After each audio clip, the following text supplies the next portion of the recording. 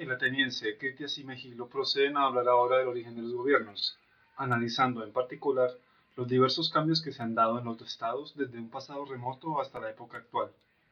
Para situar a ese ser humano primitivo, que vivió antes de la civilización, el ateniense retoma aquel postulado según el cual el género humano ha sido destruido muchas veces por diluvios, enfermedades o accidentes semejantes, sobreviviendo a dichos fenómenos muy pocas personas. Esos sobrevivientes ignoraban completamente las artes y todas las invenciones. La imagen del mundo que se le ofrecía a ellos era desoladora: soledad, valles inhabitados, una subsistencia lograda a partir de algunos rebaños de bueyes o cabras. Aunque en la fase anterior a la destrucción hubieran tomado alguna forma en particular, de la sociedad, el gobierno y la legislación no quedó el menor recuerdo para ellos. En ese contexto primitivo no existía la discordia ni la guerra. El escaso número de habitantes garantizaba abundancia de pastos, carne, leche, vestidos para el día y la noche. Su pobreza no podía ser tan extrema que provocara entre ellos querellas. Aún así, no podría afirmarse que ellos eran ricos, pues carecían de oro y plata. En toda sociedad que no conoce la opulencia ni la riqueza, las costumbres deben ser muy puras, porque ni el libertinaje, ni la injusticia, ni los celos, ni la envidia pueden tener allí cabida. En suma, los hombres que existieron antes del diluvio eran más industriosos que los posteriores, pero estos eran más sencillos, más valientes, más templados y más justos en todo que aquellos. La primera forma de gobierno que tenía ese ser humano primitivo, ignorante de las leyes escritas, era el patriarcal o señorío. Ello lo deduce la ateniense de un fragmento de Homero referido a los cíclopes, en el cual se afirma que entre ellos no existían deliberaciones en asambleas ni se administraba justicia. En la cima de las montañas cada uno daba leyes a su mujer y a sus hijos, sin curarse de sus vecinos. En este gobierno patriarcal, el más anciano es quien tiene mayor autoridad por haber recibido la herencia paterna. En torno a él viven los demás, como pollos alrededor de su madre. La segunda forma de gobierno surge cuando las familias, al hacerse más numerosas, se reúnen, conforman una asamblea, la comunidad se extiende y se dedican a la agricultura. Estas grandes familias surgen a partir de las familias primitivas y tienen como representantes al más anciano de cada clan familiar. ¿Cómo surgieron las leyes? Como cada familia se estructuraba en torno a principios diferentes en lo tocante al culto de los dioses, a las relaciones sociales, al carácter que los padres grababan en sus hijos, pues lo que una familia consideraba oportuno, otro lo consideraba relativo, entonces las numerosas familias reunidas en común consideraron conveniente encargar a algunos de sus miembros el examen de los diversos usos particulares de sus normas. Estos, después de tomar lo mejor de cada uno de sus usos, le presentaron a sus jefes, los ancianos de cada familia, una propuesta de leyes para que fuera suscrita por la comunidad. De allí se convirtieron en legisladores. Con esto, el gobierno patriarcal cedió el puesto a la aristocracia o monarquía. En la tercera forma de gobierno coinciden todas las especies y características de las organizaciones políticas y de las ciudades. A partir de algunos versos de Homero sobre la fundación de Troya, en la llanura grande, el ateniense deduce que ello sucedió siglos posteriores al diluvio, cuando los hombres habían perdido el recuerdo de aquel suceso, situando la ciudad no en terrenos altos, sino bajos. Durante el largo tiempo que duró la guerra de Troya, acontecieron grandes males en la patria de los sitiadores griegos: sublevación de los jóvenes, mal recibimiento a los sobrevivientes de la guerra, muertes, matanzas y destierros. Los exiliados de Grecia, con el tiempo, volvieron a su tierra, recobraron su poder, abandonando el nombre de aqueos y convirtiéndose en dorios. Este es el inicio de la historia de los lacedemonios. La cuarta forma de gobierno la ofrece una ciudad o un pueblo, cuya organización primitiva subsiste aún. Leer su forma y organización permitirá comprender qué fue establecido correctamente, qué no, qué leyes conservan lo que se conserva, qué leyes destruyen lo que se destruye. El ateniense se está refiriendo a las ciudades de Lacedemonia, Argos y Mesenia. En aquel tiempo se consideró oportuno dividir el ejército en tres partes y establecerse en cada una de estas ciudades. Temeno fue elegido rey de Argos, Cresfonte de Mesenia y Procles y Euristeno de Lacedemonia. Los soberanos y súbditos de estos tres estados, sometidos a un gobierno monárquico, juraron recíprocamente, unos, que no iban a aumentar la opresión de la autoridad en el transcurso del tiempo; otros, que si los gobernantes mantenían esto, ni ellos iban a derrocar la monarquía, ni permitiría que otros lo intentaran. Se conoce la existencia de un intercambio de juramentos mensual en Esparta entre los éforos en nombre del pueblo y los reyes. Estos juraban reinar respetando las leyes, y aquellos que si estos cumplían su juramento no iban a atentar contra la monarquía. De aquí surge la mejor condición que puede tener una constitución política, la de haber siempre dos estados protectores y vengadores contra el tercero, si intentase infringir las leyes pactadas. No obstante, ¿por qué este sistema de gobierno y de legislación tuvo tan mal resultado? Los dorios creían estar suficientemente seguros contra el peligro que les amenazaba con esta distribución de las fuerzas entre los tres estados, gobernados por reyes hermanos, hijos de Hércules, teniendo un ejército muy superior al que había combatido en Troya. Pero, continúa el ateniense, lo único que debe tener en cuenta el legislador al momento de establecer las leyes es la sabiduría, la razón, el juicio. Fijar leyes centradas en la guerra es limitarlas a una sola de las cuatro virtudes existentes. Al reinar la sabiduría se destierra la ignorancia. ¿A qué se le denomina ignorancia?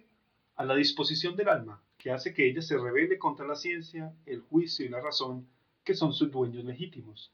La sabiduría más perfecta no es otra cosa que la más bella y perfecta de las armonías, y no es posible poseerla sin la recta razón.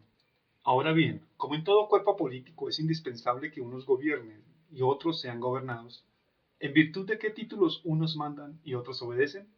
El ateniense encuentra 7 razones. Primero, la cualidad de padre y madre, pues por naturaleza los padres imperan sobre los hijos. Segundo, la nobleza, que somete a los de condición inferior a los de naturaleza superior. Tercero, la edad, en virtud del cual los más viejos tienen el mando y los más jóvenes deben obedecer. Cuarto, el ser dueño, como en el caso del amo que domina al esclavo. Quinto, el gobierno del más fuerte y la obediencia del más débil.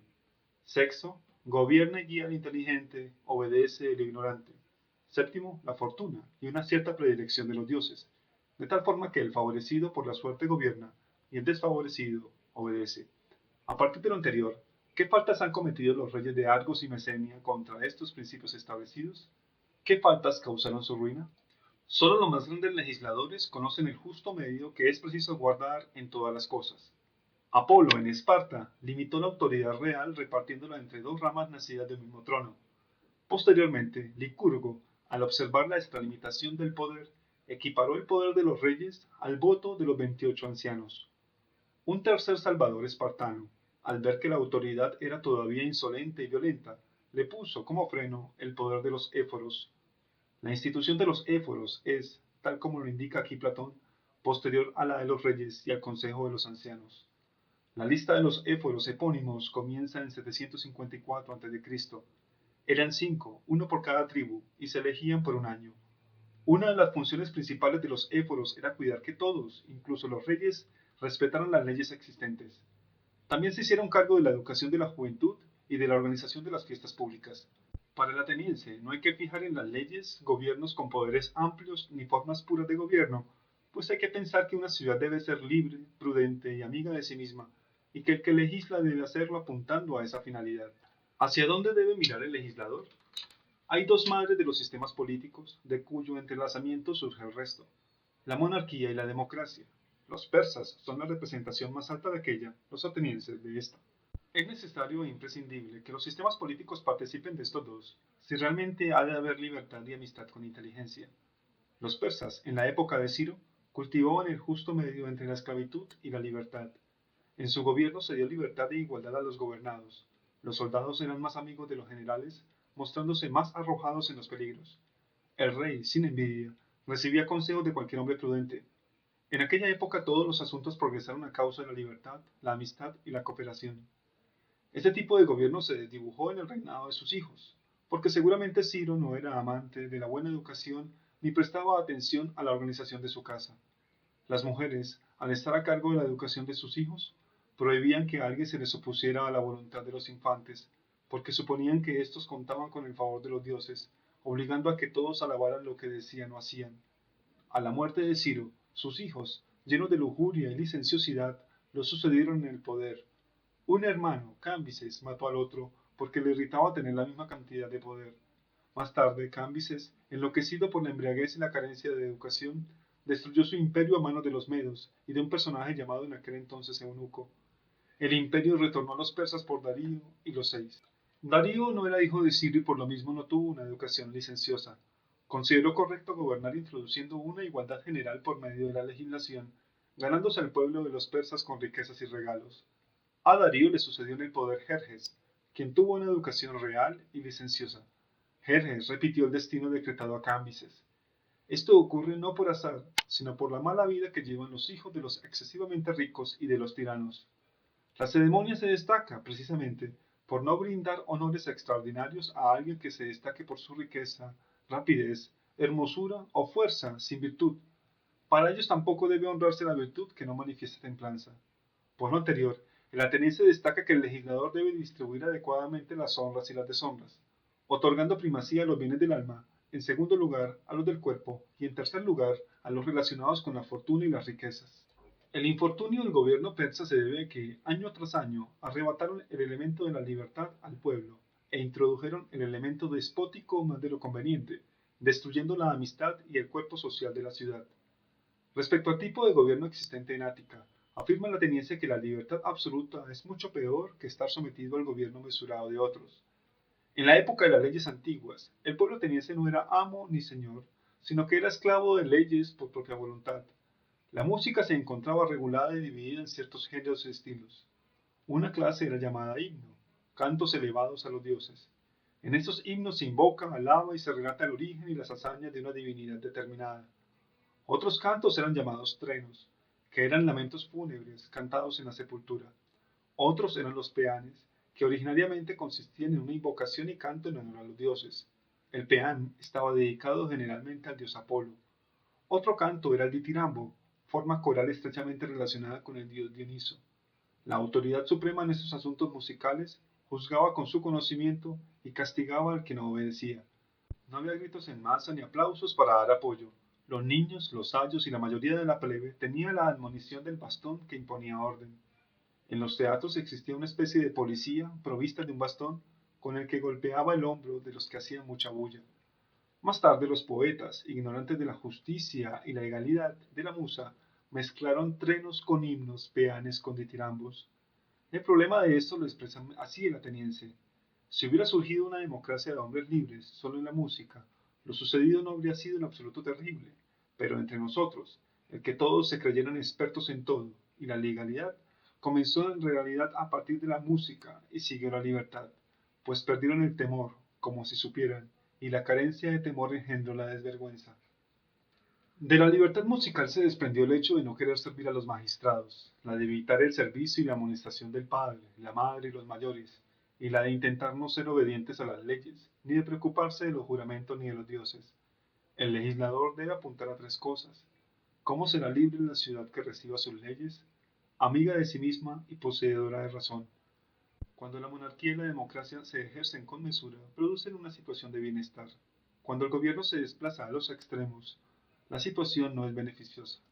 Plinias expresa al cierre del diálogo que Creta tiene la intención de hacer una colonia, encomendando a 10 ciudadanos de Nosos a fijar las leyes de la misma, tomando aportes incluso de leyes extranjeras siempre que parezcan mejores. Invita a Mégilo y al ateniense a construir dicha ciudad con la palabra.